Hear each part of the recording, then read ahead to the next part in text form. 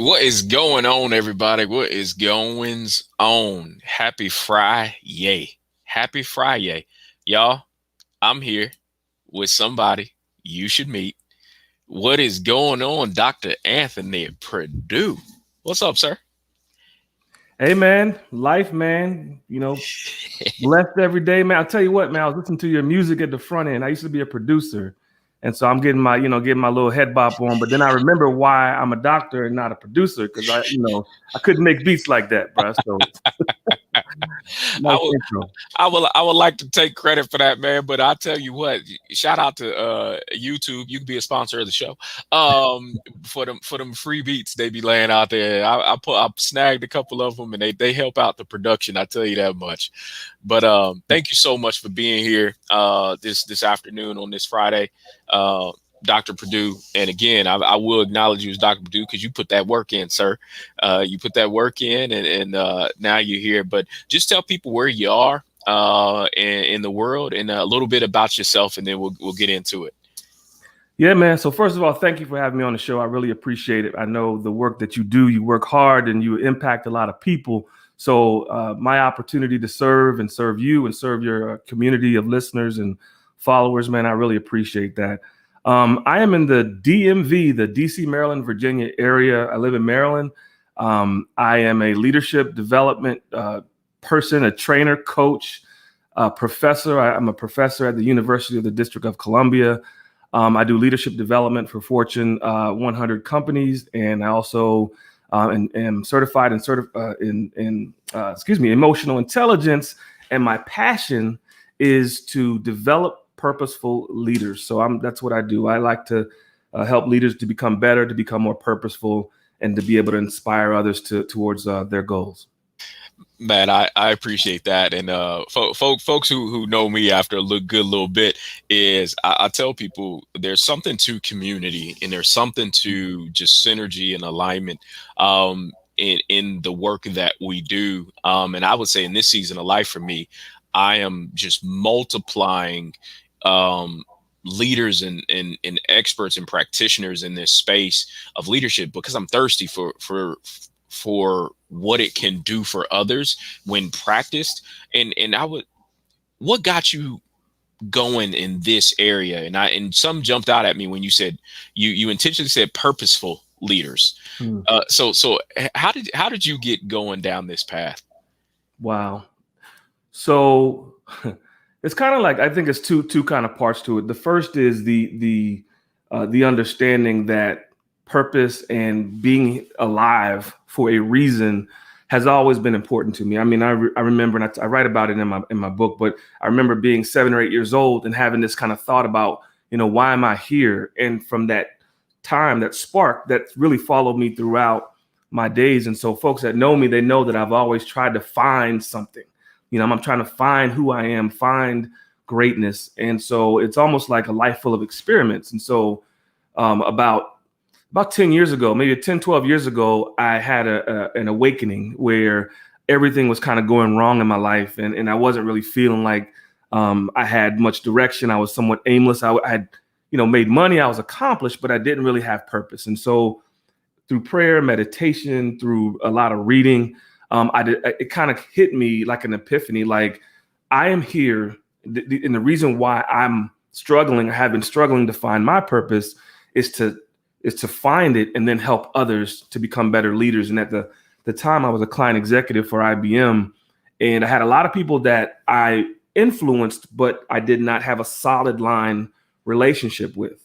So I had to become more purposeful in myself and in my leadership to help influence others, both in my personal and in my professional life. So that's really where the whole thing started. Really, those two tracks of always knowing there's a reason for me, and then also wanting to be a better leader in the work that I was doing. And those came together in purposeful leadership. Man, so what you saying is you drank your own Kool-Aid before asking everybody else to test it out for you.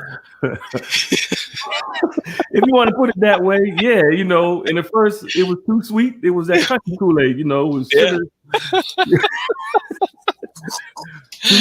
Too hot, too cold. So yeah, man. So Yeah, I've done that. I So love it, man. And here's the crazy part. And again, with the with the Kool-Aid analogy, it's like you said, depending on the season you're in, mm, your tastes are going to change, and that's why I love the just the idea of seasons of mm, life. And to me, I need to do that from a wording perspective, from a definition perspective, so I don't get too high, I don't get too low, but I stay mm, present to mm, what the moments need me to be. And so when you think, and to me, that's how I connect to your message around purposeful leadership, mm, of self and the work that I do. And so as you thought about just your journey that you've been on, and I'm not going to let you slide past that you just said in your book. I'm not going to let you ride past that. And when you think about sitting down and capturing something for a book, what made that a thing for you? mm. Wow. So I think it was a couple of things. So this purpose, everyone's heard of the book Purpose Driven Life, that it's sold like 32 million copies around the world. And then everyone's heard of like John Maxwell and a lot, maybe Stephen Covey and folks that have been gurus on leadership.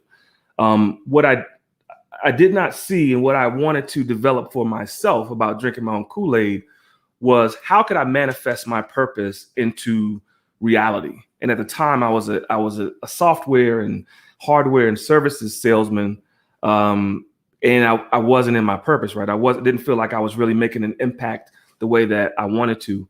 And so to kind of make that shift, I had to think through, how am I going to make this shift? How am I going to actually walk in my purpose, which I kind of declared 10 years ago is to help others to find their purpose so that they can be the best leaders of themselves, their families, their communities, the businesses they lead, and try to change the world that we live in, right? So as I thought about it, it's funny because I was actually on the beach in Jamaica when, with a pen and pad, when I actually sketched out the actual framework for what is now, bam, purpose to power, right? So, so you brought up the book. So yeah, man. So it was almost like a forward-looking framework that I kind of thought through about 8 or 9 years ago, and then I've been living it over the past 8 or 9 years. And so now through my own life story and through my experiences helping others, it's been able to come to fruition that, okay, this Kool-Aid actually tastes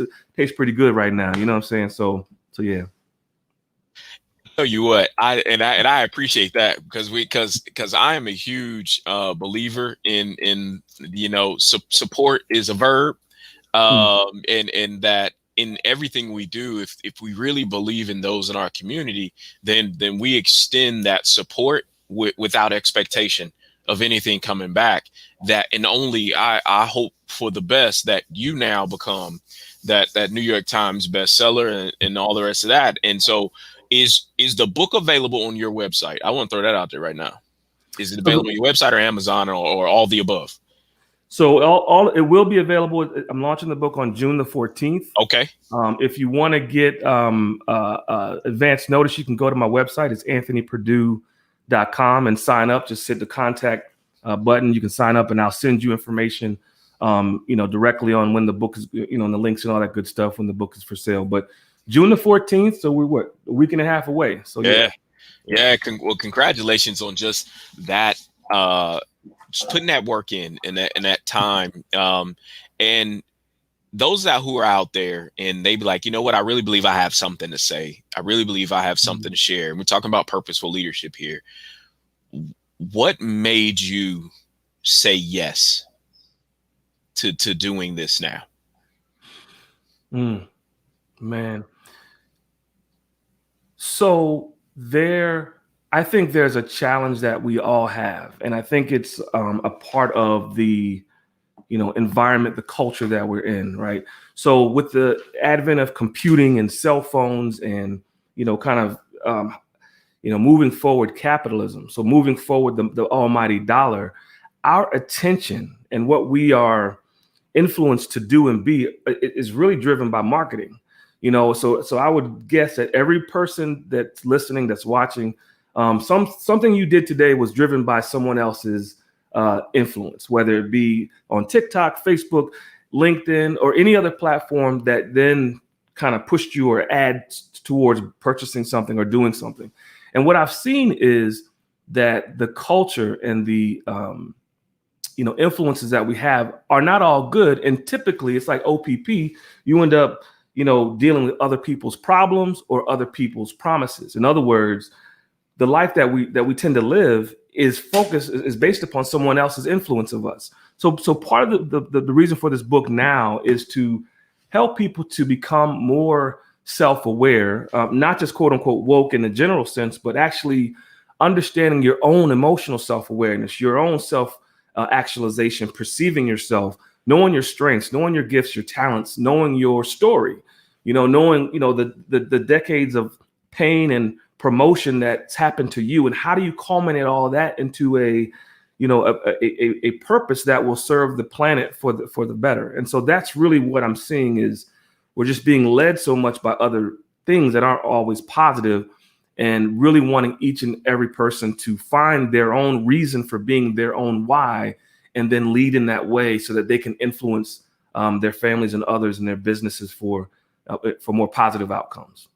Man, I tell you what, I'm gonna need you to run back OPP, because that You in got nervous, that didn't you? message, nah, I actually didn't. It made me crack up laughing because I knew you were going somewhere, Coach. I knew he was going somewhere, so I was like, hey, just lay it out for the people. They and I think that message of in the question of, are you dealing, or can you identify if you're dealing with other people's problems or perceptions, or hey, man, what, how'd this show up for you? Because I always tell people think I'm clever, but I'm only clever because I actually process the stuff in my life, and now it's usable data for me.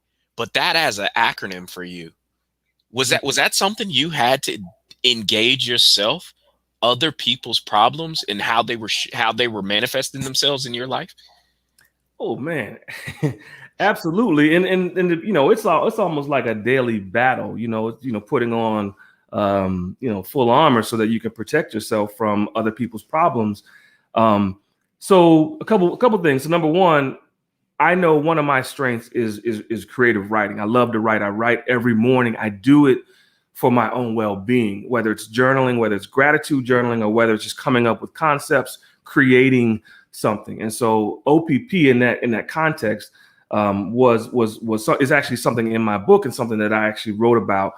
But yeah, every single day, and a lot of my friends are like, man, you don't post on Facebook, or where you at, Doc? And because I was, sometimes I go through these seasons and I step away from social media, man, and unplug so that I'm not absorbing a lot of that, right? Because I need to stay in creation mode, because my purpose is to create for people so that they can benefit, from what I hopefully benefit from what I put out, man. So yeah, so it was my own unplugging so that I'm not focused on a lot of the negativity around the world. And sometimes I even say I turn the TV off, man. I know we're supposed to stay in tune with the news, but sometimes it's so negative, and that's the basis by which they keep us hooked. Fear, right? And so I intentionally try to step away from that when I can.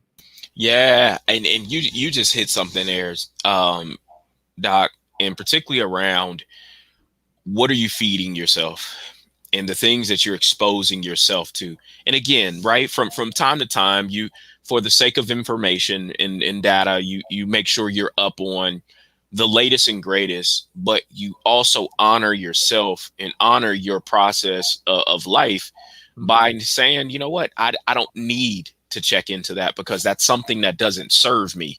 And I know what serves me. And I'm going to feed that part of me more than the other, just needing to know, right? Because we could get in that trap, right? We could jump on that wheel again of I just need to know, and before you know it, you fed yourself so much of that stuff, right? It's like you know what? I'm a big dude, and I like food, but you can mix up good and good for you and good tasting. And again, I would love to go to Sizzler every day. but I know my body can't handle that, nor can my heart. And so you need to make sure everything's done in moderation. And it's so crazy. And when you think about purposeful leadership from that perspective of moderation and all the rest of those things, how are you helping people be okay with just identifying if what you just described is something they need to implement or something else that makes sense for them?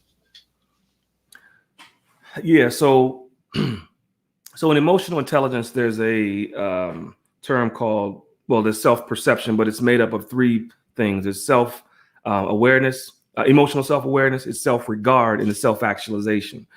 In other words, when it's what we consider to our being, right? So I think the more you know who you are, and the more you're comfortable with who you are, the more you're able to be comfortable with avoiding the other things, right? So when I talk to leaders, when I coach, when I teach, I really focus on this self-awareness piece. And self-awareness is, I think one of the biggest, anchors of self-awareness is our values, our core values. Our core values are that which we make decisions by. It's what allows us to understand the world through our own eyes. And there's something called terminal values, which we can understand the world that will be. So almost like at the end of my life, my legacy, my terminal values. So that informs us in how we, to your point, moderate or act. Because if you want to live to 100, so my value is long, healthy life, right? Then I'm not going to go to Sizzler every day, right? So I think so. But a lot of people don't have that self-awareness to really understand, articulate their values and really what they make decisions by. And one other quick thing is, once you combine your values with your purpose, that's when you really, really know, because now it's about your core ideology. Now it's about, how do I make decisions, but also I have a very specific mission, direction, a vision in life, purpose, and pictures of where I want to go. And nothing's going to get in the way of that. Not Sizzler, not cool, not the little packs of Kool-Aid and sugar, so that's what I tend to, coach and teach leaders. Man, you just upgraded how I describe values work for people. And I love your description of the terminal values, Mm-hmm. and its connection to legacy, because we talk about it, but from that perspective of, and again, I'm a huge believer in, if we all need to exercise our voice, because there are going to be people that be drawn to the message, and there are going to be people who log into the replay of this, and it's something about what you say and how you say that's going to be like, oh. And that's even like the popularity of talking about empathy now and vulnerability and all the rest of these things. And you keep bringing up connection to purpose. Mm-hmm. It's not, these aren't new terms. It's just that now it's the packaging of the terms.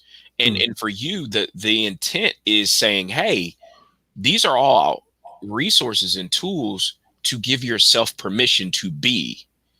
Mm-hmm.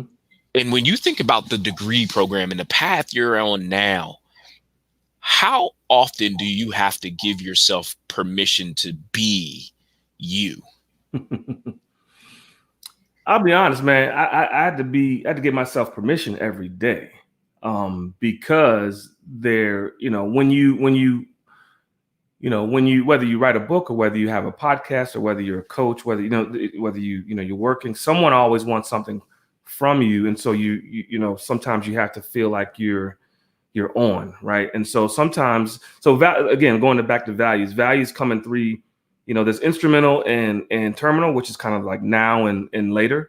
But then there's three types of values. Like there's growth, stable, and defensive values. And so most leaders, most people that are seeking to do more, myself, are growth value focused. But sometimes you need that stability. You need to be able to chill, to relax, and just kick it, right? And so that's what I allow myself to do, is to take a break, to be able to just unplug a little bit from all that growth and that go. So yes, I definitely do that. all right, you got like real quick, like you gotta get the stability values. Like I gotta, what's an example of yours? And again, just like you described, kicking it, but Hmm. connect for the listeners, and connect for me. Your kick it value. So like playing golf, right? Where you just, you're playing golf, you're out there, you're on the, golf, and most people know it takes a 4.5, 5 hours, if depending on how good you are, to be able to actually, finish a round of 18, right? And some people will say, well, that's a waste of time, right? Time is valuable. You're out there. And so kicking it to me would be like spending time, playing golf, or kicking it with my family, my wife, my children, going to the pool, just sitting on the side of the pool playing with them, and we're throwing the football with my son, right? So those are the things that represent the stable values that I like to reflect upon and act in my daily life. Yeah. Okay. Okay. Okay, Mhm. Doc. Okay. You on it. You on it now. Now I'm tracking with you, because it in that, it's the activities that keep us grounded, Mhm. if you will, and not grounded in, you said I got the work stuff, I got the growth mindset stuff, and Mhm. those are the things like I feel like I'm on, and they're all good things at this stage. But then the things that ground me, that nurture me, that refill me, because again, I had a buddy talk to me about golf, and he described it as some of the best personal leadership lessons that he learns when he's out there. Is Mhm. like you said, it could take any length of time based on your game that Mhm. day. And again, don't judge it. You just got to roll with what's given to you, right? And however you hit it, however you strike the ball, you just got to play that next one, Mhm. right? And so for you to to to connect with Dr. Anthony Perdue, what type of person are you looking to connect with? Business, personal, all the rest of that good stuff.